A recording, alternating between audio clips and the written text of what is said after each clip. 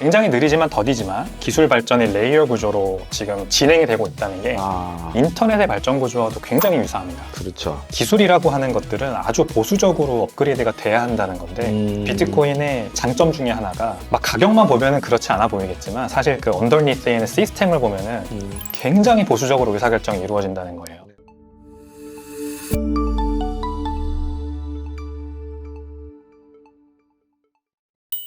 네, 안녕하십니까. 어설라이언스와 함께하는 곽수정의 경제단판 곽수정입니다. 최근에 날씨가 매우 덥습니다. 날씨가 더운 만큼 경제도 핫하면 좋은데 침울한 상태다, 그렇게 이야기할까요? 그래서 우리가 스스로 우리 자산을 어떻게 하면 잘 지킬 것인가, 이게 더욱더 중요한 것 같습니다. 경제 전반에 걸친 흐름을 여러분에게 한번 제시를 해드리고 여기에 따라서 어떤 흐름을 보시는 게 좋을지 말씀드리면 좋을 건데, 역으로 한번 오늘은 가보겠습니다. 제 경제단판 방송에서 늘 비트코인에 대한 자산에 대한 내용을 강조를 해드렸습니다. 저는 화폐가 아니다 라고 말씀을 몇 번 드렸고 그 점에 대해서는 유의를 하셔라. 근데 그 가능성은 0.001% 정도 남아있다라는 말씀도 드렸습니다. 근데 그만큼 요원하다는 거죠.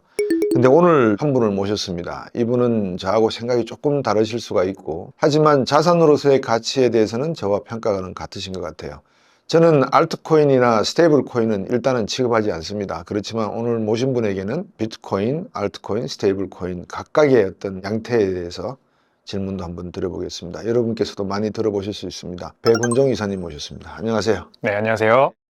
많은 분들이 비트코인에 요즘 관심이 많으세요. 암호화폐에 대해서. 근데 암호화폐라는 게 참 그 이름을 누가 지었는지는 몰라도 의미가 상당해요. 암호라는 뜻과 화폐라는 뜻이 붙어 있잖아요.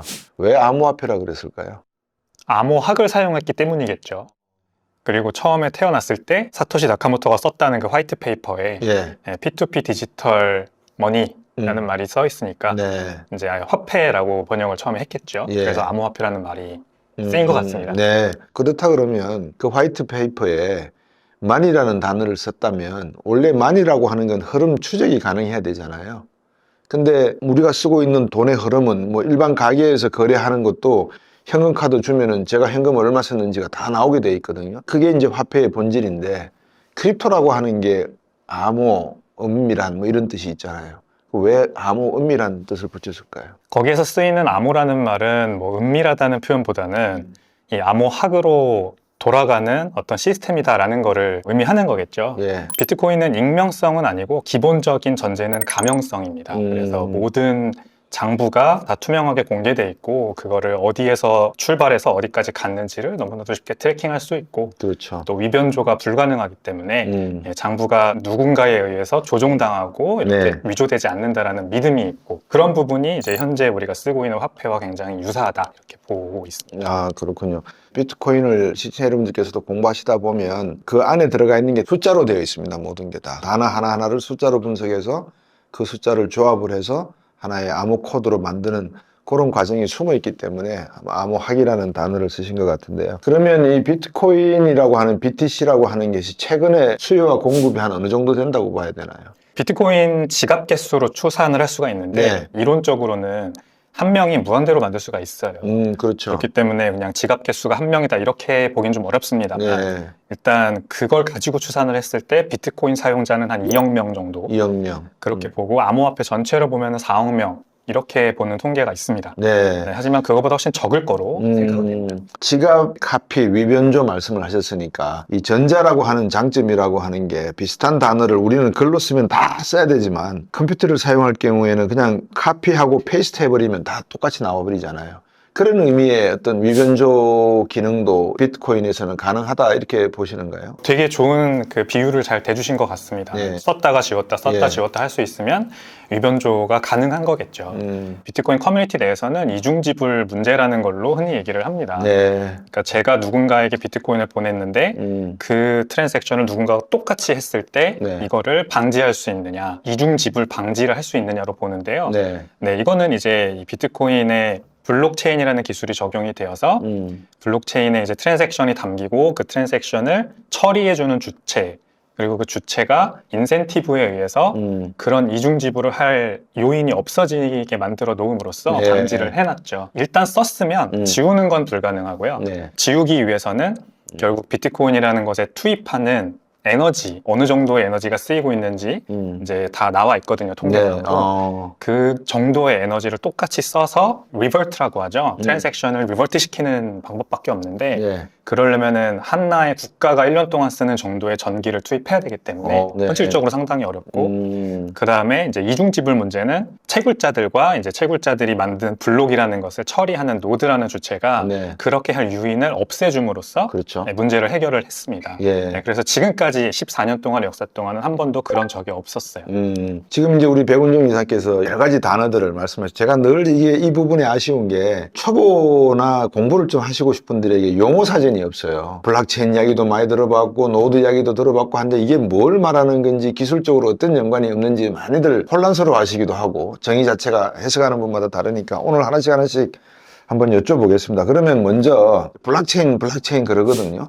그러니까 블록체인의 의미가 뭔지 한번 우리 백운종 이사께서 제일 쉬운 방식으로 한번 설명해 주시겠어요? 마치 택배 박스 같다고 생각하시면 됩니다. 이제 제가 그 안에 물건들을 담아서 누군가에게 보낼 때 네. 포장을 하고 그거를 인도시키죠. 네. 그게 이제 약간 블록체인이랑 비슷한데 예를 들어 제가 박사님한테 비트코인 하나를 보낸다라는 요청을 했어요. 예. 그 요청을 하는 주체는 블록체인입니다. 비트코인 블록체인이에요. 그 비트코인 블록체인이 저의 요청을 받아서 제가 박사님한테 1비트코인을 보낸다는 그 트랜잭션 요청, 송금 요청을 예. 대기열에다가 넣어줍니다. 네. 마치 택배 박스를 받기를 기다리는 그 택배사처럼. 그럼 블록체인이라고 하는 거는 그 무형의 형태의 어떤 연결고리가 아니라 하나의 형태가 있는 그런 연결고리의 시작점이라고 또는 중간점, 뭐 종착점도 되겠죠. 네. 그런 점이라고 보면 되겠습니까? 이런 이제 요청들이 이렇게 쌓여 있는 네. 하나의 택배 박스가 여러 개 붙어 있는 게 블록체인이라고 보시면 되겠습니다. 네. 그래서 이제 거기에 블록체인에 제가 주문을 넣었으면 예를 들어서 우리 백운종 이사에게 보내라 아니면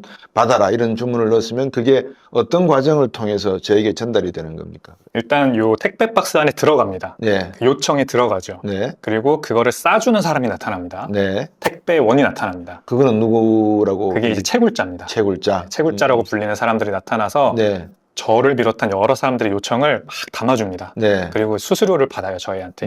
얼마씩 받아요. 네. 그 다음에 수수료를 딱 얹어가지고 택배사로 싹 보내줍니다. 네. 그러면 택배사가 이거 제대로 잘 포장됐고 수수료도 잘 붙어있네. 통과! 하면은 그 블록이 완성이 되어서 지금까지 쌓인 블록체인이 있을 거 아닙니까? 네.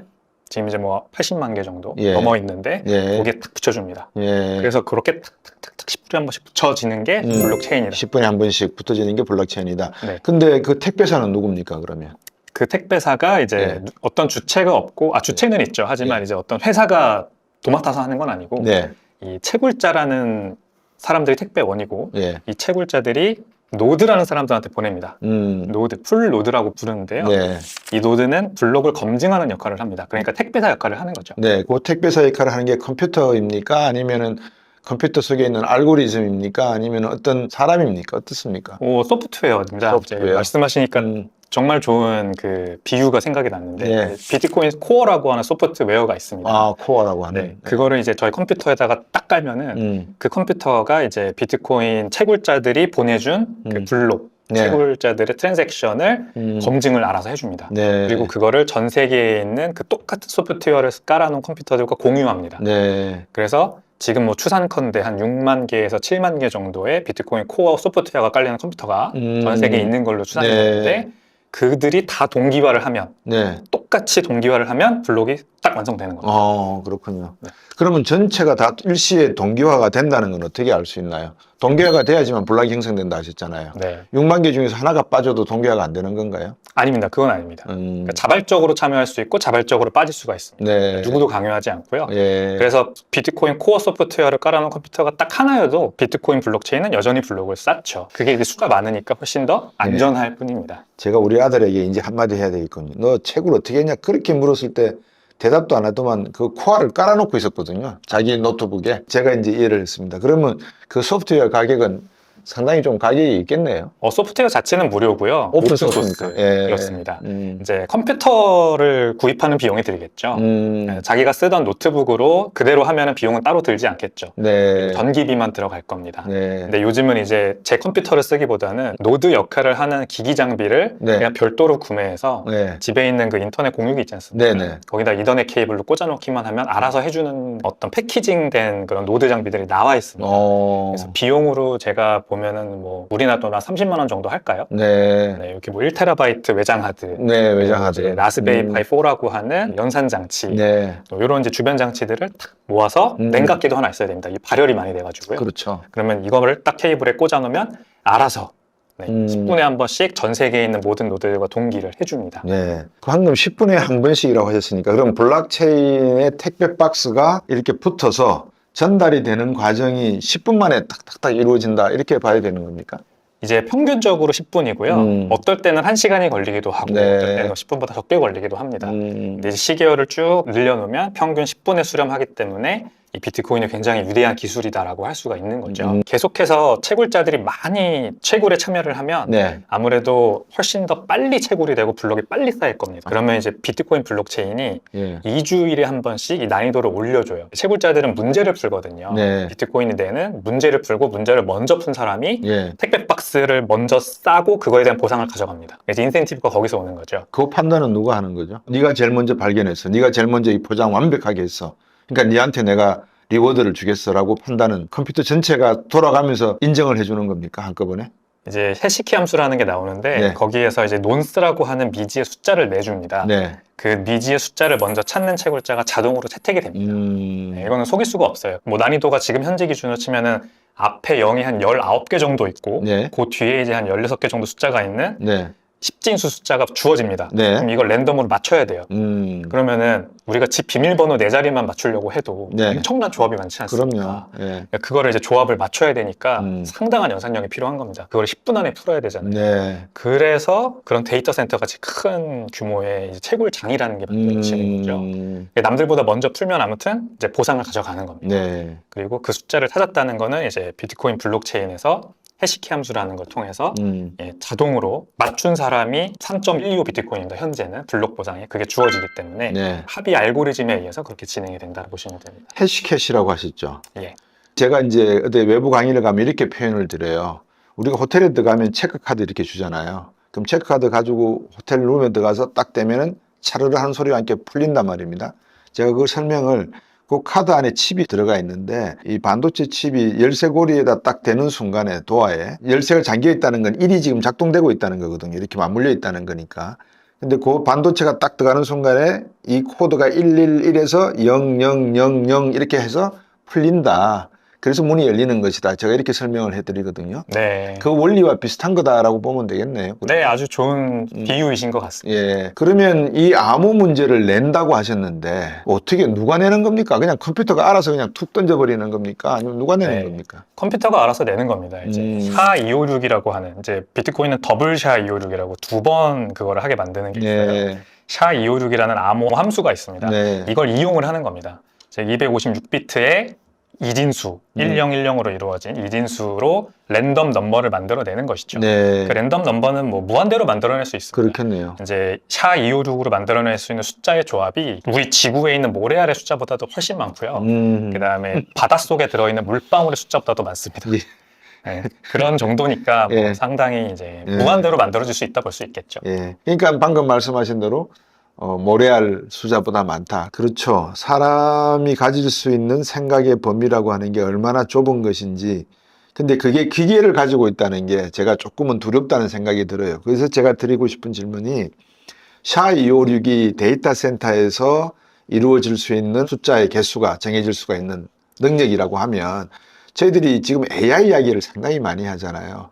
네. 제가 왜 비트코인이 자산이 된다라고 말씀을 드리냐면 앞으로 이루어질 AI의 디지털 기술과 이 블록체인 기술이 연계될 수밖에 없기 때문에 이 기술을 어떻게든지 차용되거나 같이 융복합화될 수 있다는 차원에서 비트코인은 자산이 된다라는 말씀을 제가 자주 드리거든요. 조금 더 우리 백훈종 이사께서 풀어서 시청자분들에게 해주시면 어떨까 싶습니다. 뭐 박사님의 그 깊으신 생각을 제가 뭐 담아낼 수 있을지 모르겠지만 예. 제가 받아들일 때 예. 저의 방식으로 이제 이해를 하자면 네. 앞으로는 AI 비서를 누구나 쓰는 세상이 올 것 같습니다. 저도. 네. 그래서 제가 직접 돈 거래를 하는 게 아니라 뭐 예를 들어 보험료를 낸다 해볼게요. 그러면 지금은 이제 보험사에다가 제가 자동이체를 걸어놓고 빠져나가거나 아니면 카드 결제가 되는데 그런 것들이 다 이제 AI 비서를 통해서 저는 이루어질 거라고 봅니다. 네. 보험사가 이용하는 AI 비서와 제 AI 비서가 그렇죠. 이제 직접 커뮤니케이션을 하는 세상인 거죠. 네. 비행기 예약이라던가 미용실 예약이라던가 모든 네. 것들이 다 AI를 통해 이루어진다면 네. 돈 거래도 그들 간에 이루어질 수 있는 뭔가의 새로운 프로토콜이 나와야 될 거라고 저는 생각을 합니다. 이제 지금 우리가 쓰는 돈의 프로토콜은 네. 뭐 크게 보면은 중앙은행이 발행하는 신용화폐, 그리고 그 밑단에 있는 시중은행들, 네. 그리고 그 밑단에 있는 신용카드라던가 뭐 벤사, 피지사 이런 이제 망이 있죠. 이런 것들이 하나로 이제 합쳐질 수가 있느냐라는 질문을 저는 하게 돼요. 네. 이제 국가별로는 가능하겠죠. 지금은 이제 우리나라에서 쓰는 어떤 뭐 피지사, 벤사가 이용하는 신용카드망 또는 뭐 계좌이체에 쓰이는 뭐 하는망 이런 것들이 있는데 그게 전 세계로 범위가 넓어지면 결국 또 외환 거래라는 거를 해야 되고 네. 그러면은 스위프트망이라는 게 필요하고 이제 이런 것들은 한계가 분명하다고 저는 봅니다. 근데 이 세상의 모든 것들이 지금 디지털화가 되고 있고 네. 비즈니스를 하는 것도 그렇고 타인과 커뮤니케이션 하는 것도 그렇고 이제 국경이라는 피지컬한 존재가 희미해지고 있어요. 그렇죠. 근데 AI 비서를 쓰는 세상이 되면 그게 더 희미해질 것 같아요. 저는. 그렇죠. 지구 반대편에 있는 누군가와도 되게 자유롭게 뭔가를 위해서 이런 컨텐츠도 될 수 있겠죠. 네. 소비를 하게 되면 돈을 내야 되고 그렇죠. 그럴 때 어떤 단일 프로토콜이 필요한데 그게 저는 비트코인이 정말 완벽하다고 생각을 합니다. 전 세계적으로 쓰이는 인터넷에서 쓰이는 AI끼리 커뮤니케이션 할 수 있는 돈의 네트워크로서 비트코인이 쓰일 것 같습니다. 저는. 예. 제가 지금 쭉 하시는 말씀을 듣고 보면 결국 정부라고 하는 것은 개인과 기업이 노동을 주고 자본을 주고받고 하는 이런 개인 비즈니스 활동을 하는 데 있어서 규제하고 관리하고 감독하는 책임과 의무가 어느 정도는 있을 것 같아요. 왜냐 그러면 기업이 잘못할 수도 있는데 이거를 기업과 개인 간에 그냥 거래로만 놔둬버리면 누가 체벌하고 누가 관리하고 감독하겠습니까? 근데 방금 주신 말씀을 놓고 보면 앞으로 내 비서도 AI가 들어가고 정부적 관리 역할을 할 수 있는 기능을 가지고 있는 센트럴 AI라 그럴까요? 모든 기능이 AI가 이루어질 수 있는 시대가 온다면 문제는 이제 정부라는 기능은 극히 축소돼서 안보, 군사적인 어떤 하드웨어적인 내용만 가지고 나머지는 다 그냥 소프트웨어적인 측면은 이쪽으로 넘기는 형태도 될 수 있다라고 상상을 해봐요. 그러니까 우리가 화폐라고 하면 제가 화폐는 은행에 예금이 가능하잖아요. 지금 비트코인도 예금 가능합니까? 안 되죠. 그죠? 그 다음에 두 번째, 예금이 가능하다 그러면 이자가 나오잖아요. 그럼 이자도 비트코인으로 지급을 해야 될 거 아니겠어요? 네. 지금 안 되잖아요. 안 되죠. 그 다음에 예금을 받으면 보통 화폐라고 하는 기능은 받은 예금을 은행으로서는 부채잖아요. 그러지만 한쪽으로 딱 넘겨오면 자산이 되거든요. 그러면 이 자산을 바탕으로 해서 제가 우리 유리 PD한테 대출을 해줄 수가 있단 말이에요. 네. 그러면 제가 그걸 다시 대출 이자를 또 받지 않습니까? 그러니까 이게 담보 물건이 설정이 되면서 자산과 부채 개념을 드나드는 게 되거든요. 그러려고 그러면 익명성이 보장이 되면 안 될 것 같아요. 그러니까 가명성이나 익명성을 전제로 한다라고 하셨잖아요. 그러니까 미래 경제학을 우리 백운종 이사께서 한번 쓰신다면 화폐라는 개념이 어떤 개념이 될 것이다, 앞으로는. 그래서 이게 비트코인은 화폐이다라고 해주시면 어떨까 하는 생각이 들어요. 부정하기보다는. 네. 뭐 제가 한번 그럼 잘 해보겠습니다. 예. 최선을 다해보겠습니다. 네. 네. 저는 일단 대학교 때부터 자유주의 사상에 침투했던 사람이었고 전공은 뭐 하셨어요? 금융특화 전공했습니다. 아, 그러시구나. 경영학 전공했고 예. 하이에크가 얘기하는 어떤 자유주의 경제학에 굉장히 이제 심취해 있는 사람입니다. 예. 그 기반으로 말씀을 드리면요. 일단 이 리버테리아니즘이라고 하는 사상이 결국 예. 이 국가라고 하는 개념이 굉장히 유스풀한 픽션이다. 이제 분명히 존재하지만 네. 굉장히 유스풀하다, 쓸모있다. 네. 하지만 파고 들어가 보면은 예. 사실상 없는 존재. 그래서 제가 비트코인을 항상 설명드릴 때 자주 쓰는 말이 책임의 주체가 국가에서, 네. 집단에서, 네. 중앙에서 예. 이제 개인으로 넘어오는 어떤 현상이다라고 말을 자주 합니다. 네. 그러니까 개인, 탈중앙화, 초개인화 이런 트렌드로 넘어가는 한 현상으로서 비트코인이 나왔다 이렇게 얘기하면은 네. 거기서부터 설명을 할 수 있어요. 근데 돈이라는 거는 지금 한 번도 그렇게 개혁이 된 적이 없습니다. 결국 중앙은행이 미국 재무부가 우리나라로 치면은 이제 네. 정부가 발행한 채권을 예. 기반으로 거기에서 신용화폐를 발행해서 계속해서 밑단으로 내리는 형태로 화폐 피라미드라는 게 만들어지는데 네. 그 신뢰의 주체가 결국 피라미드의 탑에 놓여 있는 국채이잖아요. 네. 미국으로 치면 이제 재무 발행 채권, 그렇죠. 미국채. 지금까지는 굉장히 좋은 투자 수단이었어요. 전 세계 모든 정부와 은행들에게 미국채는 아주 좋은 투자 수단이었습니다. 근데 네.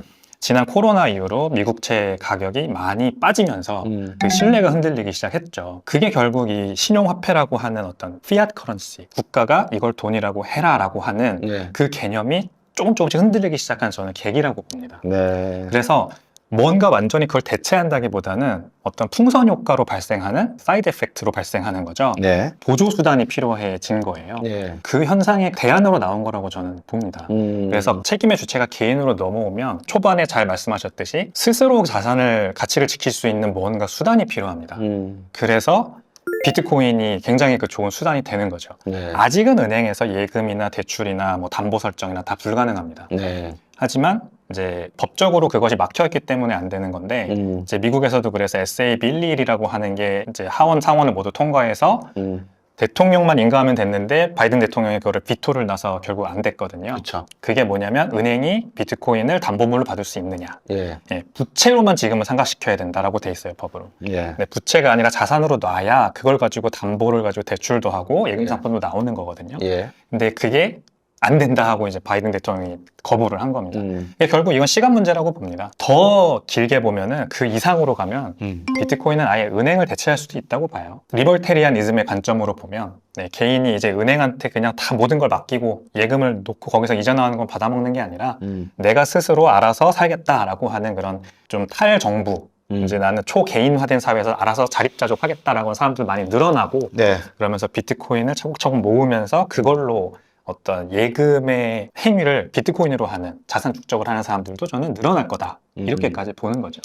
하이에크 이야기를 하셨어요. 제가 말씀을 듣다 보니까 백운종 이사의 말씀을 이어서 계속해서 제가 비트코인에 대한 내용들을 여쭤보도록 하겠습니다. 자, 그러면 지금 현재는 우리 백운종 이사께서도 아직 화폐라고 이야기하기에는 시기적으로 이르다. 그렇지만 가까운 미래가 되면 언젠가는 정부의 역할이 빠지고 중앙은행의 역할이 빠지면서 탈중앙화된 메타버스 세상이 되건 어떤 세상이 되건 하나 열린다 그러면 그 세상에서는 충분히 화폐로서의 기능을 할 수 있다 이거 아니겠습니까? 근데 거기에 가장 기본적으로 제가 백운종 이사님한테 비트코인을 보내드렸어요. 근데 아시다시피 제가 보낸 돈이 10분이나 또는 1시간이나 하루나 걸려서 또는 그보다 짧게 걸려서 제가 보낸 돈이라는 걸 확인을 해야 되잖아요. 근데 가기는 김유라 이런 이름으로 갔단 말이에요. 가명으로 간 거죠. 근데 실제는 제가 보낸 건데 그래서 비트코인이 그거를 확인하려고 그러면 지금 시간이 걸린다는 거 아니겠어요? 걸리는 시간이 가지는 제약점 이거는 없을까요? 거래라고 하는 건 그냥 뭐 눈 깜짝할 새에 팍팍팍 왔다 갔다 해야 되잖아요.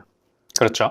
저는 이제 해외에서 유학 생활을 했습니다. 예. 저희 부모님께서 저한테 학비를 한 학기에 한 번씩 보내주실 때 예. 외환 송금을 하셨을 거 아니에요. 예, 예. 그럴 때 항상 한 5일 정도 걸리더라고요. 네. 빨리면 3일 정도, 늦으면 한 5일 정도 걸렸어요. 네. 근데 요즘도 그렇게 걸린다고 하더라고요. 네. 제가 2013년도에 대학교 졸업했는데 네. 10년이 넘었어요. 그럼 네. 근데 아직도 해외 송금에 5일이 걸리나? 그러니까 왜 이게 개선이 안 될까? 네.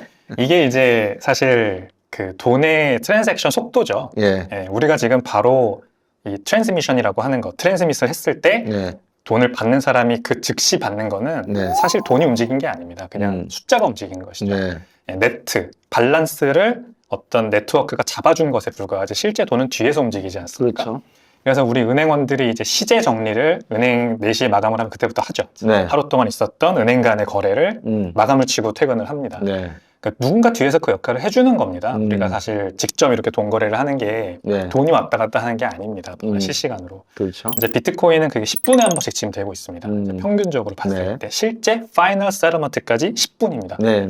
이제 컨제스천이 물론 복잡해지면 1시간도 걸리고 2시간도 걸려요. 그렇겠죠. 예, 그거를 지금 이제 프로토콜 레이어에서 잡아주는 세컨 레이어가 나왔습니다. 네. 그게 라이트닝 네트워크라고 하고요. 네. 돈도 결국엔 레이어입니다. 이제 네. 페드와이어, 우리나라 치면 하는 금융망, 네. 하는 망이 있고 예. 그 위에 시중은행들끼리 사용하는 망이 있고 예. 그리고 이제 신용카드 같은 게 있고 페이 그런 솔루션들이 사용하는 이제 인터넷 망이 있고 그렇겠죠. 이렇게 본다면 예. 비트코인도 망 레이어 구조로 계층으로 올라가고 있어요. 이제 파이널 세틀먼트가 되는 비트코인 메인넷 네트워크가 있고 그 위에 라이트닝 네트워크라고 하는 세컨 레이어가 올라가서 실시간 처리를 해줍니다. 제가 박사님한테 1비트코인을 보냈다라고 하는 내역을 10분 동안 기다렸다가 처리하는 게 아니라 라이트닝 네트워크에서 먼저 처리하고 다 먼저 처리한 내역들의 파이널 내용만, 레코드만 블록체인에 올려요. 그래서 여기에서 실시간 처리되는 것들을 우리가 파이널 세틀먼트다 하고 실제로 동거래를 할 수가 있습니다. 네. 거기까지 기술이 와 있고 굉장히 느리지만 더디지만 네. 좀 이렇게 기술 발전이 레이어 구조로 지금 진행이 되고 있다는 게 인터넷의 발전 구조와도 굉장히 유사합니다. 그렇죠. 인터넷도 TCP/IP 프로토콜이 나오고 나서 본격적으로 웹사이트라는 게 예. 이제 성행을 했거든요. 예. 그리고 SMTP라고 하는 이메일 프로토콜이 나오고 나서 우리가 지금 모든 이메일을 다 쓸 수가 있게 됐습니다. 그런 프로토콜들이 하나씩 단일화되어서 나오는데 30년, 40년씩 걸렸어요. 90년대부터 시작된 것들이 2000년에 대속꽃을 피웠고 한번 버블이 나왔다 터지고 그 다음에 이제 인터넷 기업들이 성공을 하고 그래서 크게 보면은 인터넷도 4단계 레이어로 되어 있고요. 네. 좀 많이 보면 7단계 레이어로 되어 있습니다. 네. 그거를 비트코인도 따라가고 있다는 게 굉장히 좀 고무적인 사실인 것 같아요. 고무적인 사실이라고 하셨는데 아까 자유를 좋아하신다 그랬잖아요. 네. 그러니까 보통 우리가 비트코인이 그러면 탈중앙화, 정부 빠져, 그리고 거래에 있어서의 신속 정확함, 그리고 무기명화, 뭐 이런 여러 가지 장점도 있는데 결국 하다 보니까 기존의 인간이 아날로그적으로 만들어 놓은 그런 시스템 레이어, 망 레이어에 따라갈 수밖에 없더라. 이게 지금 웹 2.0이니까 그런 것인지 아니면 이게 웹 3.0으로 바뀌면 또 6G나 7G로 제너레이션이 바뀌어버리면 이게 또 다른 레이어가 지금까지 뭐 7개, 6개가 있었다 그러면 이게 한 3개 정도는 없어져 버리고 축약될 수 있는 그런 구조인지 어떻습니까 그거는? 이제 완벽한 익명성은 저는 필요도 없고 불가능하다고 생각합니다. 이 사회가 구성되는 여러 가지 요건들 중에 네. 뭐 금융실명제도 거기에 들어간다고 보는데 정확한 KYC, Know Your Customer 이거는 필요한 저는 부분이라고 생각하고요. 인터넷도 원래는 완전히 탈중앙화되어 있었어요. 완전한 익명성이었습니다. 누가 웹사이트를 만들었는지 거기에서 쓰는 사람이 누군지 알 수가 없었죠. 근데 웹2가 되면서 이제 모두가 다 회원가입이라는 걸 하기 시작했어요. 네. 그래서 자신의 개인정보를 입력하고 인터넷에 쓰지 않습니까? 네. 그걸 기업들이 지금은 이제 다 보관 및 처리를 하죠. 그렇죠. 오픈소스로 다 그냥 공개를 해버린 거죠. 네. 예. 뭐 우리가 쓰는 카카오톡이면 카카오, 네이버면 네이버 이런 기업들이 우리의 개인정보를 다 보관을 합니다. 네. 근데 거기에서 부작용이 나오는 거예요. 네. 개인정보를 악용한다 혹은 뭐 해킹을 당해서 탈취당한다 이런 일들이 발생하고 이제 그런 시스템에 불이익을 받는 사람들이 나타나는 겁니다. 예를 들어 제가 어떤 미국에 계신 마크라는 남성의 이제 스토리를 봤는데 네. 아주 갓난애기 아들의 성기가 부풀어 오르는 거예요. 네. 갑자기 그러는 겁니다. 그래서 네. 사진을 막 찍어서 그거를 네. 자기 주치의한테 보냈어요. 근데 그게 구글 자기 드라이브에 자동 업로드가 됐답니다. 예. 그랬더니 구글에서 이거 뭐 아동 학대, 성적 학대 이렇게 보고 자동으로 그냥 계정을 셧다운 시켰어요. 네. 그게 아직도 복구가 안 되고 있답니다. 네. 이게 몇 년 전에 일어난 일인데 그러니까 이제 경찰에 신고도 했고 스스로 소명도 다 했대요. 네. 이거 아들이 갑자기 이렇게 돼서 그런 거다. 네. 하지만 구글에서 왜 그런지 모르겠지만 받아들이지 않고 그 사람의 계정을 여태 셧다운 시키고 있었기 때문에 네. 지금 그 사람은 구글 캘린더로 일정 다 하고 있었고 미국에서는 구글이 통신사도 합니다. 그래서 핸드폰도 통신도 그걸로 하고 있었고 상당히 삶의 많은 부분이 구글에 의존을 하고 있었어요. 그 말씀하신 하이에크의 자유주의 원칙과 상당히 위배되는 삶을 사셨던 거죠. 그분은 의존적인 삶.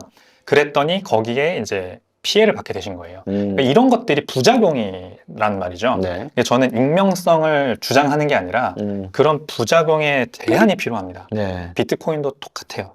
돈이 한 개의 주체, 중앙은행이라고 하는 하나의 주체에만 독점되니까 발생하는 여러 가지 부작용들이 있습니다. 그 부작용을 해결해주는 굉장히 좋은 솔루션이고 아직 그래서 돈은 아닙니다. 돈이 되려면은 일단 가치저장 수단이고요. 지금은 가치저장 수단으로서 충분한 모수가 모이면 그 사람들이 이제 그거로 물물 교환을 하기 시작해요. 그래서 물물 교환의 대상이 됩니다. 이게 네. 돈의 두 번째 스테이지예요. 네. 여기서부터는 본격적으로 돈이 될 수 있습니다. 그 다음에 회계의 장부에 가치의 척도로서 쓰이게 됩니다. 1년 동안 벌어들인 매출 내역이 원화나 달러로 표시되는 게 아니라 몇 비트코인으로 표시되는 거죠. 그렇게 단계가 있고 지금은 가치저장 수단으로서 가는 중이고 아직도 굉장히 초기거든요. 네. 근데 그 모수가 많이 모이면 이제 스스로 사람들끼리 물물 교환을 비트코인으로 하게 되면서 그때부터 본격적으로 화폐가 될 거다. 저는 이렇게 생각을 합니다. 네. 여러 가지 지금 시청자분들에게 드릴 말씀이 잘못하면 꼬여서 혼돈스러울 수가 있어서 제가 하나씩 정리를 해드려야 될 게 이 국가라고 하는 주체가 자기들이 중앙은행에서 화폐를 발행하는 이 권한도 국민으로부터 위임받은 권한입니다. 그리고 금리 정책을 쓰고 재정 정책을 쓰는 것은 국민의 GDP를 담보로 해서 내가 얼마 정도 돈을 빌려서 미리, 그러니까 성불 땡기는 거예요. 그 국채 발행하는 게 그런 의미거든요. 그러면 거기에 맞는 이자는 얼마 정도 정하겠다. 이것도 국가 경제의 힘을 보고 이자도 정해지고 외국에서 평가해서 이 국채를 살 때는 얼마 이자가 좋겠다. 시장에서 이자가 결정되는 겁니다. 원론적으로 말씀을 드리면. 근데 이런 국가가 잘못 판단을 하고 행색을 하게 되면 국민들에게 부채만 엄청나게 지어주고 자기들은 5년 몇 년 뒤에 나 몰라라 하고 그냥 먹튀하면 끝인 거예요. 과연 정부의 역할이라고 하는 것, 다시 말해서 중앙은행이 거시경제 정책을 쓰는 데 있어서 통화정책을 쓴다는 것, 재정정책을 쓴다는 것 자체가 국민으로부터 위임받은 자유의 일정 권한을 가지고 한 1% 내지 10%밖에 안 되는데 90%의 국민 생활을 다 흔들어 놓을 수가 있다는 겁니다. 금리정책 하나 잘못 세우면은 부동산 시장 그냥 난리 나잖아요.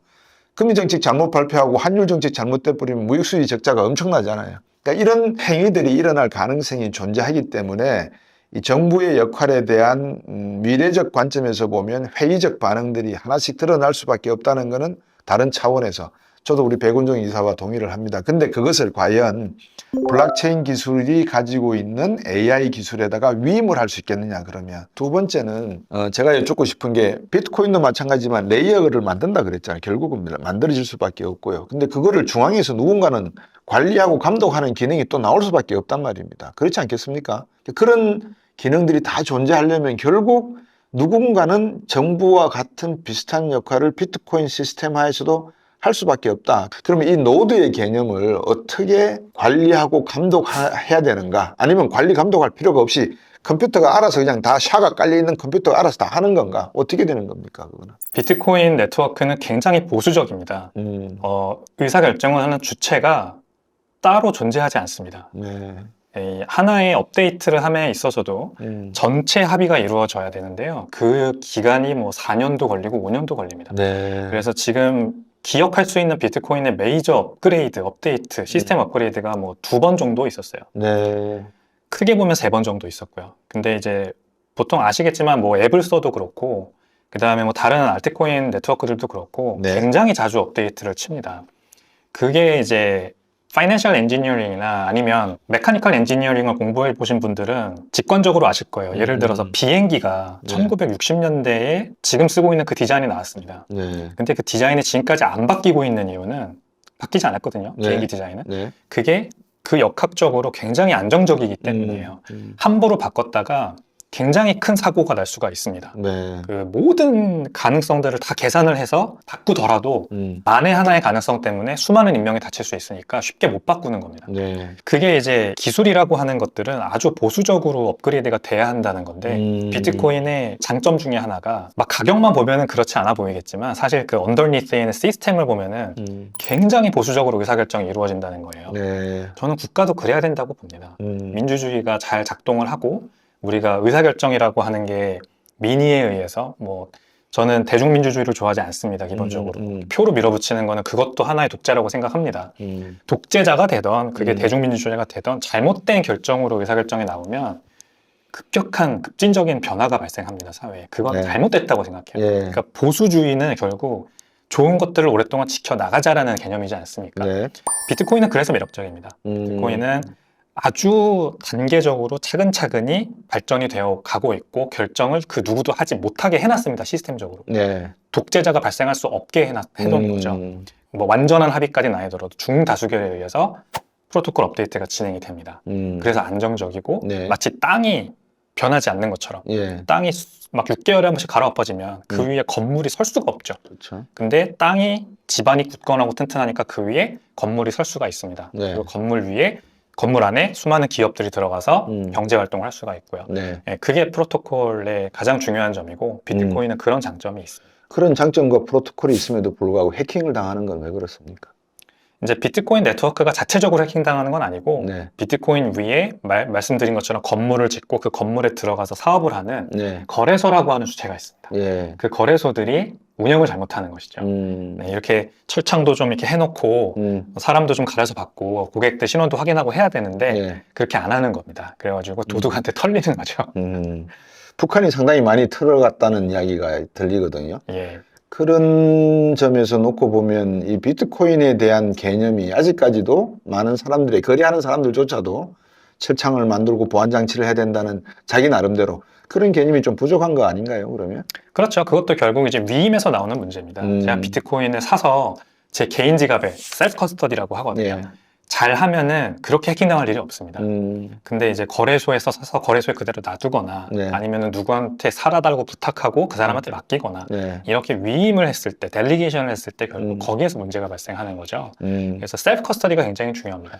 방금 이제 셀프 커스티디라고 하는 건 자기 자신이 알아서 이제 관리하는, 구속하는, 커스터디는 구속하다의 뜻이니까 방법 몇 가지가 있을까요? 전자지갑에 집어넣는 방법이 있을 것이고, 종이화폐로 만들어 놓는 것이 있을 것이고, 또 어떤 방법이 있을까요? 지갑 종류가 크게 두 가지라고 보시면 되는데 네. 하드웨어 월렛과 소프트웨어 월렛이 있습니다. 네. 그러니까 소프트웨어 월렛은 제 컴퓨터에 프로그램을 깔고 지갑 프로그램을 깔고 네. 그 지갑 프로그램에 비트코인을 넣는 거죠. 네. 근데 그건 해킹의 위험성이 있죠. 컴퓨터는 언제나 인터넷에 연결돼 있지 않습니까? 그렇죠. 그러니까 누군가가 마음을 먹고 말웨어를 심어서 컴퓨터에 제가 이제 지갑에다가 뭐 암호를 뭘 입력하는지 이런 거 다 보고 해킹을 할 수가 있는 겁니다. 네. 그래서 그 가능성까지 차단하는 게 이제 하드웨어 월렛이에요. 이제 물리적으로 인터넷과 차단을 시켜놓는 겁니다. 네. 제가 그래서 어떤 트랜잭션을 해야 될 때 인터넷에 연결을 하고 쓸 수 있게 되고 따로 금고를 하나 만들어 놓는다는 거죠. 그렇죠. 예, 물리적으로 차단해 놓는 겁니다. 그런데 이 비트코인 이야기만 저희들이 쭉 했는데 제가 앞에서도 알트코인 이야기와 스테이블 코인도 있다. 백운종 이사께서 경제 사상적 이야기도 하셨어요. 이게 뭘 말하냐면 한 국가가 한 시스템을 받아들이려면 국민의 의식과 국민의 그 품격의 수준이 같이 따라 올라가야지만 그 메커니즘을 이해하고 받아들일 수 있다는 말씀이세요. 그래서 제가 드리고 싶은 질문 내용이 그거예요. 이런 알트코인과 스테이블 코인 같은 잘못된 개인들이 막 발행하면서 청년들 불러가지고 뭐 엑스비션 한다, 뭐 박람회 한다 그러면서 판매도 하고 공짜로 주고 하잖아요. 결국 알고 보면 먹튀하거든요. 네. 이런 행위에 대해서 또 이런 행동에 대해서 백운종 이사께서 많은 시청자분들에게 이런 건 조심하셔라. 그리고 비트코인은 이런 체계이기 때문에 이런 알트코인과 이런 스테이블 코인과는 차별화를 두면 좋겠다. 한번 말씀을 주시면 좋겠습니다. 맞습니다. 알트코인과 스테이블 코인, 저는 비트코인 외의 모든 것들을 알트코인이라고 네. 부르는데요. 네. 모든 알트코인들이 다 지금은 그렇게 크게 사용성이라는 게 없습니다. 즉, 저는 이제 스타트업을 하기 때문에 제가 만드는 서비스의 사용성을 찾는 거, 네. 그거를 이제 프로덕트 마켓핏이라고 하는데 시장에서 사람들이 정말 이거를 필요로 하는가를 검증하는 과정이죠. 프로덕트 네. 마켓핏을 찾는다는 게. 네. 그게 반드시 필요합니다. 뭔가 그게 돈이 됐건 서비스가 됐건 뭐가 됐건 마찬가지입니다. 근데 알트코인과 NFT와 스테이블 코인 모든 것들이 다 쓸모가 없습니다. 그게 없어도 다 가능해요. 예를 들어 이마트가 NFT를 발행해서 회원권을 주겠다. 네. 그게 꼭 블록체인이고 NFT여야 할 이유가 없지 않습니까? 그렇죠. 그리고 뭐 스테이블 코인, 지금 이제 달러 기반 스테이블 코인인 USDC가 네. 시가총액이 굉장히 많이 커지고 있는데 네. 이것도 굳이 필요가 없습니다. 그래서 사실상 그 USDT가 가장 많이 쓰이는 곳은 거래소예요. 그렇죠. 거래소에서 비트코인 가격 오르면 그냥 많이 쓰이기 때문에 거래량이 늘어나는 겁니다. 네. 그러니까 사실 쓸모가 없는데 왜 이렇게 성행을 하냐? 결국 투기가 거기로 몰리기 때문이죠. 네. 그리고 그거를 제한해두지 않기 때문입니다. 회사를 운영하는 사람 입장에서 자금 조달이라고 하는 거는 유용한 거를 만들어내면 그걸 보고 투자자들이 와서 투자해주고 기업 가치가 늘어나고 그렇죠. 그러다가 IPO를 하면 엑시트하는, 그래서 모두가 행복한, 그게 자본 조달의 과정입니다. 정상적인. 그리고 과정에서 저희 회사도 주주들이 있고 이사회가 따로 만들어지고 네. 이사회에 그런 투자자들의 대표나 임원들이 들어와서 앉아있기 때문에 함부로 뭐 우리가 마음대로 투자금을 전용하거나 아니면 마음대로 할 수가 없습니다. 큰일 나죠. 예, 이런 게 다 자본시장법, 예. 상법 이런 것들에 다 들어가 있는 거죠. 그렇죠. 컴플라이언스 준수라는 네. 것들이. 알트코인은 그런 게 없습니다. 마음대로입니다. 그냥 먼저 일단 돈부터 땡기죠. 내가 유용한 걸 안 만들어도 그런 로드맵만 가지고 먼저 돈을 땡깁니다.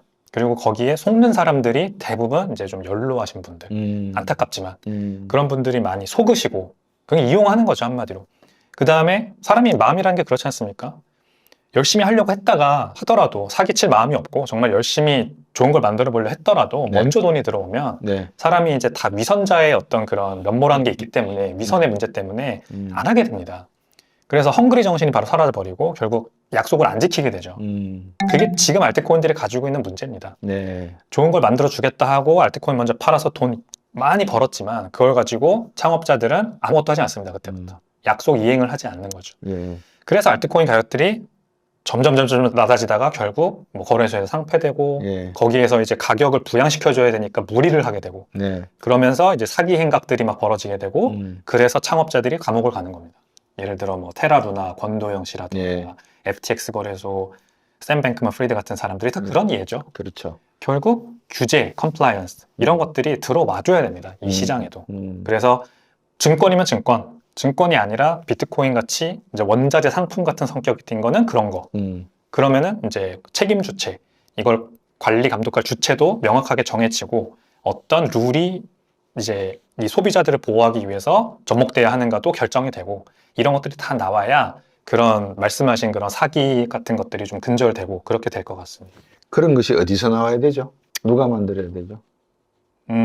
결국 지금 미국 같은 경우에는 이 암호화폐 업계라고 하는 곳들이 로비를 많이 하거든요. 네, 그렇죠. 그래서 이 SAB 121이나 아니면 뭐 최근에 통과된 FIT 21 같은 법안들도 암호화폐 업계에서 소위 말하는 암호화폐 업계에서 로비를 한 작품입니다. 네. 이 국회 이제 미국의 의원들이 네. 하원 의원들 특히 젊은 의원들이 굉장히 암호화폐 업계에 돈이 많은 거부들과 이들이 왜 돈이 많으냐면은 알트코인들이 잘 팔렸기 때문이에요. 그렇겠죠. 그걸 가지고 이제 로비를 하는 거죠. 그것들이 정치인들의 어떤 인센티브로 작용을 하는 것이죠. 저는 이게 잘못됐다고 생각을 해요. 그러니까 너무 급하다. 아까 말씀드렸지만 프로토콜은 굉장히 천천히 단계적으로 성장을 해야 되고 발전이 돼야 됩니다. 그래서 게리 겐슬러 SEC 의장이 지금 모든 암호화폐들을 이 미등록 증권 거래 혐의로 기소를 하고 뭐 리플 같은 것도 포함되죠. 그 다음에 미국에 있는 대형 거래소 두 곳, 코인베이스, 크라켓 같은 것들도 미등록 증권 거래 혐의로 기소를 하고 이런 것들이 그거의 스탑을 외치는 하나의 과정이라고 저는 봐요. 네. 그래서 그분이 그런 행보를 하는 게 암호화폐 업계에서는 지탄받지만 혁신을 해치는 거다. 저는 그게 맞는 행위라고 생각을 합니다. 그리고 제가 바이든 대통령을 뭐 특별히 응원하진 않지만 SAB 121 법안도 비토를 놓은 거 저는 잘했다고 생각합니다. 솔직히 말씀드려요. 네. 제가 제가 암호화폐 업계에 있으면서 이런 얘기하면 뭐라고 할지 모르겠지만 예. 잘한 겁니다. 예. 제가 이제 여쭤봐야 될 질문이 그건 것 같아요. 비트코인의 알트코인이나 스테이블 코인에 대한 트러스트, 크레디빌리티는 아직까지는 부족하다. 그리고 많은 거기에 사기성과 배임 횡령과 여러 가지 경제적인 문제가 존재하고 있다 말씀을 하셨는데 그 법안은 결국은 국회가 만들어내야 되는 거 아니겠습니까? 로비를 받든 뭐 받지 않든 국회에서 이것도 민생 경제고 많은 나이 드신 분들이 자기의 돈을 투자할 곳을 찾지 못해서 야 비트코인 하니까는 그 아무 코인이나 그냥 툭 넣다 보니까는 뭐 수백억 원을 날리고 뭐 이런 분도 많이 계신단 말이에요. 국회에 가셔가지고 한번 이렇게 이야기해 보신 적 있으십니까? 네, 뭐 간담회는 한 2-번 가본 적 있습니다. 국회의원들이 끝까지 앉아 있습니까? 한 10분 하고 인사만 하고 가버립니까? 보통 다 가시죠. 이런 상태예요. 예. 이런 사람들이 무슨 법안을 만들어냅니까? 그래서 우리 백운정 이사 같이 직접 현장에서 뛰는 분들이 법안을 만들어요. 이런 법안을 좀 해줬으면 좋겠습니다. 이게 로비예요. 미국은 로비예요. 그런 법안을 만들어서 하원, 상원 보좌관들한테 토스를 하고 그럼 상원, 하원 보좌관들은 일반 기업인들이 만들어낸 법안이니까 법률적 용어가 부족할 거 아니겠습니까? 그럼 그거를 리걸 랭귀지로 바꿔줘요. 그리고 이걸 합법화시켜서 이제 하원 통과하면 상원에 올리고 이제 그런 식으로 해서 대통령의 서명이 나면 법안이 나오고 그게 이미 상당히 진행이 되었기 때문에 ETF 시장이 나오고 코인에 대한 SAB 121이 나오고 이제 대출이 담보가 된다 안 된다 이 법안이거든요. 벌써 나오는 겁니다. 근데 대한민국은 뭐 하고 있어요 지금? 그죠? 그런 의미에서 보면 알트코인 시장은 제가 볼 때는 99.9%는 사기 시장입니다. 제가 보는 관점에서. 근데 여기서 단 한 개 걸리는 시장이 있어요. 알트 시장 중에 하나가. 이거는 알트라고도 하기도 하고 비트코인과 같은 암호화폐 체계의 코인이라고도 합니다. 이더리움. 이더리움은 어떻게 보세요? 알트입니까? 아니면 비트코인 체계에 있는 겁니까? 이더리움도 알트코인이고요. 네. 비트코인과는 근본적으로 다른 속성을 가지고 있습니다. 네, 그렇죠. 저는 이제 증권의 속성을 많이 가지고 있다고 보고 있는데 이게 이제 첨예한 어떤 대립이 있습니다. 충분히 탈중앙화 되었느냐 아니면 안 되었느냐. 이제 FIT 21 법안을 말씀드렸는데 그 법안에 이제 기준이 잡혀 있어요. 어떤 뭐 노드가 네. 전체 노드 수의 20%가 하나의 개인이나 아니면은 집단에 치중화되어 있느냐 네. 이런 기준도 있고 그다음에 전체 발행량이 이제 한 명이나 또는 특정 그룹에게 20% 이상 집중화되어 있느냐 그 이상이면은 증권으로 보고 그 이하면 상품으로 본다라고 합니다. 네. 미국 상법에 뭐 그런 내용이 있겠죠. 그럴 것 같습니다. 근거가 있을 것 같습니다. 예. 근데 이제 이더리움이 여기 들어가냐 안 들어가냐 가지고 이제 업계에서는 굉장히 자신 있어 합니다. 이더리움은 분명히 이러면 상품으로 구분될 것이다. 근데 저는 어쨌든 시작할 때 프리마이닝이라고 이제 채굴을 통해서 불특정 다수에게 분배되기 전에 특정인들에게 인사이더들에게 미리 배분된 물량이 상당히 큽니다. 이게 이제 전체 발행량의 30%다 혹은 뭐 10% 언더다 이게 이제 대립이 있는 건데요. 많습니다. 아무튼 굉장히 많고 시작부터 그랬고 그 후에 이제 비트코인과 똑같은 POW 방식으로 채굴을 하면서 발행이 될 때는 그래도 그 부분이 이제 완화되고 있었다고 저는 봐요. 근데 머지 업데이트라는 걸 하면서 POS로 전환이 됐습니다. 채굴자들에게 디피커티 범이라는 걸 날려서 다 떠나게 만들었어요. 그러니까 이거는 절대 탈중앙화되어 있다고 볼 수 없습니다. 그 안에 리딩하는 세력이 존재하는 거고 그 세력이 하나의 특정 프로토콜을 구성하고 있는 하나의 세력을 죽여버린 겁니다. 작업 증명과 지분 증명 이렇게 해석할 수 있습니다. 지분 증명은 뭐 주식회사 구조와 비슷합니다. 많은 코인을 가지고 있을수록 더 많은 의결권을 행사할 수 있습니다. 그리고 말씀드렸죠. 초반에 아예 시작할 때부터 몇몇 인사이더들에게 많은 물량이 배분됐다. 그러니까 이 사람들이 혜택을 보는 겁니다. POS로 전환되면. 그래서 탈중앙화의 길을 스스로 버리고 POS로 대주주들만 배불려주는 시스템으로 바꾼 거예요. 그러니까 이거는 스탁 옵션과 비슷하다 보시면 되겠습니다. 맞습니다. 그러니까 탈중앙화 되었다고 볼 수 없고요. 그럼 이거는 그냥 증권입니다. 비등록 증권입니다. 다른 알트코인들과 비슷하다. 이렇게 저는 생각합니다. 제가 이제 알트코인에 대한 이야기도 쭉 듣고 그 다음에 이더리움에 대한 어떤 알트코인 중에 하나라는 말씀도 주셨고 그런데 그거는 이제 걔네가 어떤 분들 사이에 좀 엇갈리는 부분도 있더라고요. 이게 또 비트코인류의 블록체인 기술을 이용하고 있으니까 민팅을 하지만 마이닝의 기술과 연계된 나름대로의 우량 알트코인이다. 뭐 이렇게 판단을 해서 비트코인류로 보는 분이 계셔서 제가 이제 그런 질문을 드렸습니다. 최근에 미 대선을 앞두고 바이든이 대통령이 되면 비트코인 가격이 암호화폐 가격이 하락할 것이고 트럼프가 되면 폭등할 것이다. 이거 25만 달러 간다고 하는 배경에 트럼프의 승리를 점친 내용이 있는 것 같아요. 그래서 이 점에 대해서는 비트코인의 가격을 놓고 예측하는데 25만 달러 또 100만 달러까지 막 나오고 있는데 우리 백운정 이사는 어떻게 보세요? 대선이 끝나면은 항상 비트코인 가격이 폭등을 했었더라고요. 그게 공교롭게도 반감기와 똑같은 연도에 항상 미국 대선이 4년마다. 그렇죠. 그래서 이제 우연이라고 생각할 수도 있는데 이번에는 근데 조금 다를 것 같습니다. 어떻게 다를까요? 이제 트럼프 대통령이 만약에 당선이 된다면 그동안 이제 굉장히 친화적인 발언들을 많이 해놨어요. 그래서 의회 계류 중인 많은 법안들이 다 통과되고 대통령령으로 통과를 시킬 거고 그러면은 이제 아무래도 미국 내에서 이 암호화폐 업이라고 산업이라고 하는 게 굉장히 많이 좀 많이 성행을 할 것 같습니다. 그게 비트코인 가격을 밀어 올릴 거는 뭐 의심할 필요 없는 내용인 것 같아요. 다만 이게 건강한 성장이냐는 이제 다른 얘기입니다. 왜냐하면 트럼프 현재 공화당 후보는 비트코인의 가치를 그렇게 잘하는 사람은 아니고 말씀하신 것처럼 그냥 이게 기회라고 보는 거죠.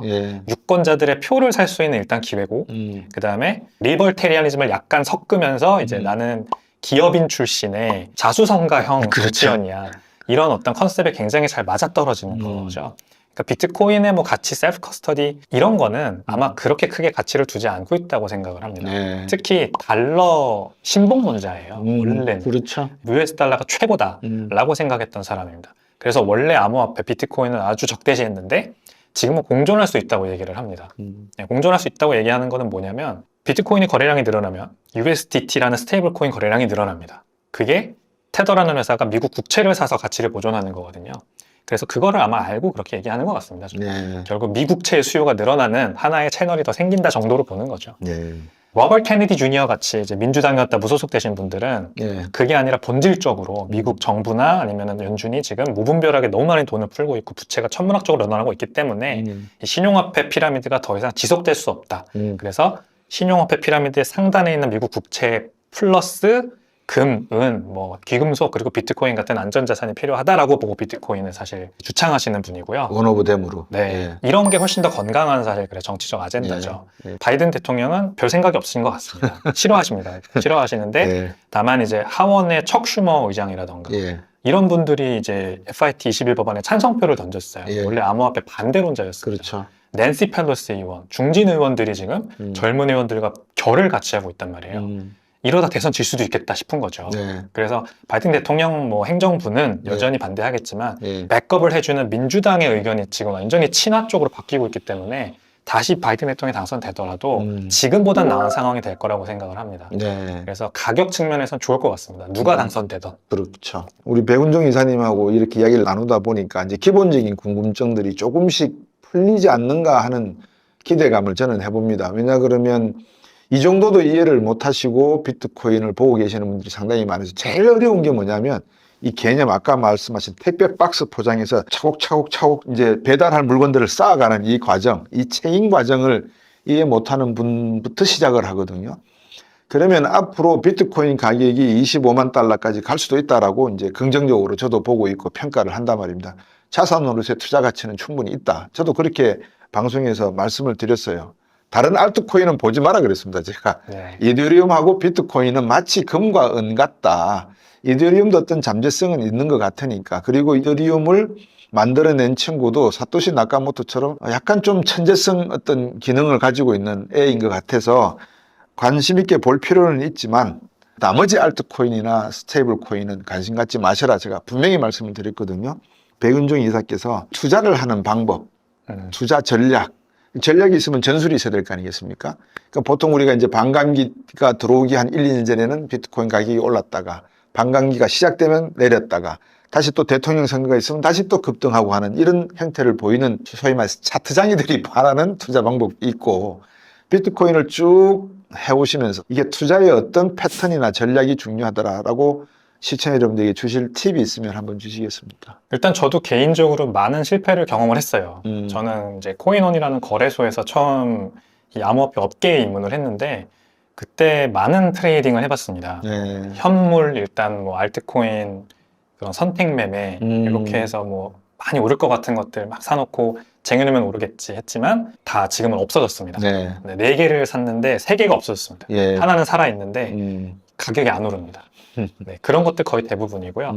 그래서 이제 뭐 마진 트레이딩 이런 것도 많이 하실 거예요. 선물 옵션에 레버리지 껴서 네. 이제 지금 암호화폐 거래소들이 뭐 50배, 100배까지도 레버리지를 주기 때문에 아주 뭐 투기가 성행을 하죠. 예. 그런 파생상품 시장은 원래 주식시장에서는 전문 트레이더들만 참여할 수 있고 그럼. 미니멈도 높습니다. 1억 단위 이렇게 가요. 근데 암호화폐 거래소들은 그냥 개인이 누구나 원하면 아무 때나 투자할 수 있어요. 그래서 거기에 더 오히려 이제 피해가 많이 발생을 하는 거예요. 네. 저는 그것도 많이 청산을 당해봤습니다. 네. 큰 돈도 벌어봤고 큰 돈도 잃어봤고요. 네. 그래서 저 같은 일반 어떤 사람들에게 가장 좋은 투자 방법은요. 계속해서 적립식 매수를 하는 거예요. 이제 비트코인은 사이클이라는 게 존재하고 그 사이클의 말미에는 항상 이제 전고점을 뚫고 신고점을 형성하는 패턴이 반복이 됩니다. 예. 그 기간이 근데 뭐 2년, 뭐 1년, 2년 이렇게 길고요. 네. 그 안에 엄청나게 많은 일들이 있습니다. 사기꾼이 나오기도 하고, 뭐 폭락이 오기도 하고, 폭등이 네. 오기도 하고. 근데 그거를 일반 사람들만 가지고 있는 그런 심리나 어떤 스트렝스로는 견디기가 어렵습니다. 그래서 Law of Detachment라고 하는데 떨어뜨려 놔야 됩니다. 사랑이라고 하는 건 가끔 헤어져 있을 때 그 사랑이 깊어진다는 그 말씀입니다. 맞습니다. 예. 예. 제가 예. 비트코인으로 돈을 정말 벌고 싶다면 계속 샀다 팔았다 하고 뭐 레버리지 껴서 투자했다가 뭐 청산하고 이러지 말고 잊어버리고. 사서 잊어버려야 됩니다. 그게 최고입니다. 그리고 또 이제 원화채굴이라는 말이 있습니다. 네. 제가 열심히 현실 생활에서 일을 해서 예. 돈을 벌고 현금을 벌고 그걸로 또 비트코인 사고 그래서 이제 비트코인 커뮤니티에서는 이 말이 가장 많이 씁니다. Stay humble and stack sats. Stay humble, 겸손하라. 그리고 stack sats. sats가 이제 비트코인의 최소 단위거든요. 예. 사토시. 예. 그거를 계속해서 축적해라라는 말이 가장 많이 쓰이는 유행어입니다. 예. 그러면은 다시 사이클 고점이었을 때 엄청나게 많은 돈을 벌게 돼요. 근데 그걸 못 버티고 다들 이제 팔죠. 그렇죠. 그래서 오랫동안 계속해서 축적하는 투자를 하면 반드시 성공합니다. 시청자 여러분, 경제단판에서 제가 몇 번을 말씀드리는 투자의 가장 중요한 포인트는 들고 오래 가는 겁니다. 저도 경험이 있었기 때문에 여러분들에게 드리는 말씀이고 지금도 그런 경험을 하고 있기 때문에 말씀드리는 거 아니겠습니까? 투자라고 하는 것은 투기성과 해지성을 같이 가지고 있습니다. 경제학에서 해지 공식을 계산하다 보면 투기적 항목과 해지적 항목이 같이 들어 있습니다. 그러니까 자기가 투자할 때 내가 투기적 목적이다, 해지적 목적이다를 분명히 하셔야 될 필요가 있거든요. 근데 제일 좋은 투자는 뭐냐면 은행의 금리 수준만 내가 지금 3.5% 정기적금 받잖아요. 그 수준만 받아도 괜찮다고 생각하셔야 돼요. 왜냐? 미국 국채의 일반 평균선이 이자율이 3.5% 수준입니다.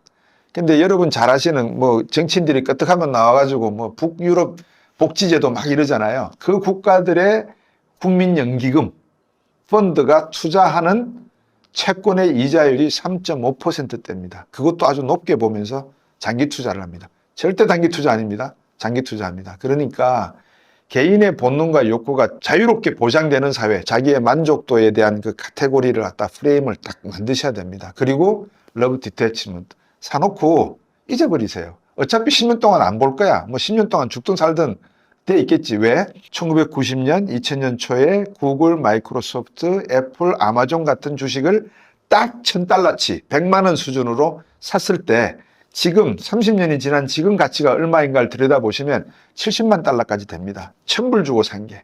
그러니까 양질의 종목은, 성장 가능성이 있는 종목은 그거를 고르는 게 힘들죠, 물론. 그러니까 경제단판을 들으세요. 그러면 돼요. 그거를 제대로 구입을 하시면 100만 원치만 사놓으셔도 20년, 30년 뒤에는 자기 연금을 대체한다니까요. 그걸 자꾸 들여다보고 사고 팔고 쇼텀 트레이딩으로 가다가 아무것도 안 되고 오히려 중독자가 되는 거다. 그렇게 생각합니다. 앞으로 백운종 이사님하고 이런 코너를 자주 좀 만들어서 바쁘시지만 요런 코인이 괜찮은 것 같고 요런 코인에 대해서는 어떤 전략이 좋은 것 같고 하는 것을 직접 한번 시청자분들에게 보여드리고 실행하는 것도 어떨까 싶거든요. 괜찮으시겠습니까? 네, 다음에 한번 그런 예. 시간 갖도록 하겠습니다. 시청자 여러분, 경제단판 시간에서 우리 백운종 이사님 자주 모셔서 여러분들 최대 관심사, 저 또한 최대 관심사, 저는 AI 논문 100개를 읽고 있다고 말씀을 드렸죠. 이 AI의 발전상을 보고 있기 때문에 거기에 필요한 블록체인 기술은 절대적이다. 따라서 BTC는 앞으로 무궁무진한 가치를 지닐 수가 있다. 단지 우리 백운종 이사님하고 틀린 점은 이게 한정되어 있는 개수라서 화폐가 되기에는 아직까지 무리가 있다. 단 중간에 어떤 매개체가 존재한다면 모르겠다. 근데 그 매개체는 또 다른 사토시 나카모토가 만들 수 있지 않겠는가. 그리고 오늘 질문 드리지 않았습니다만 양자 컴퓨팅이 나오면 과연 블록체인 기술이 필요할까? 그때도 비트코인이 유능한 화폐로서의 또는 자산으로서의 가치가 있을까? 라는 질문도 다음 시간에 한번 여쭤보도록 하겠습니다. 오늘 좋은 말씀 나눠주셔서 감사합니다. 네, 감사합니다. 네.